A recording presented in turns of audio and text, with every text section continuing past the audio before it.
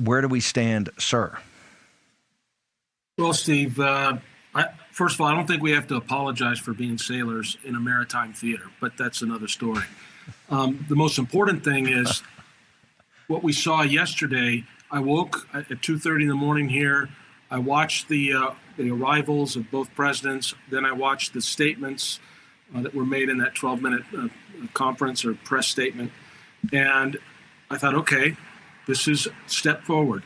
Then I started turning on the social media and the newspapers, and all of a sudden, the only word I saw was failure, failure, failure. And I'm thinking to myself, well, what do you want? You want more death? You've already had 1 million people killed.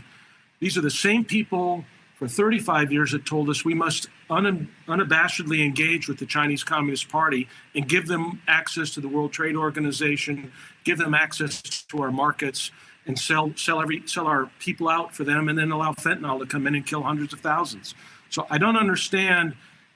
I do understand, because these people are hypocrites, and everything they're pushing is based on their hatred of one man and their love of the deep state and the federal bureaucracy over the Constitution.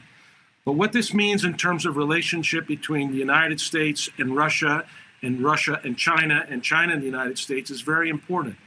For instance, in this last few months, as you've talked about on the show, the United States sends 2 aircraft carrier strike groups into the Middle East to help the Europeans have their waterway, their key choke point, the Red Sea and the Suez Canal, stay open because of Houthi rebel attacks. While at the same time, NATO nations, the UK, France, and Italy sent aircraft carriers from Europe into the Pacific. What is that about? It's just more of the same for the last 40 years of not really taking responsibility for what's the most important thing in the area where you live. So instead of sending those European aircraft carriers out to the Pacific, why weren't they staying and assisting us and relieving some of our burden to attack the Houthis and open up that critical waterway for them, while our carriers could be out here in the Pacific helping to deter the aggression that we're seeing from the Chinese, like we saw this week? And so I think we're at a point right now where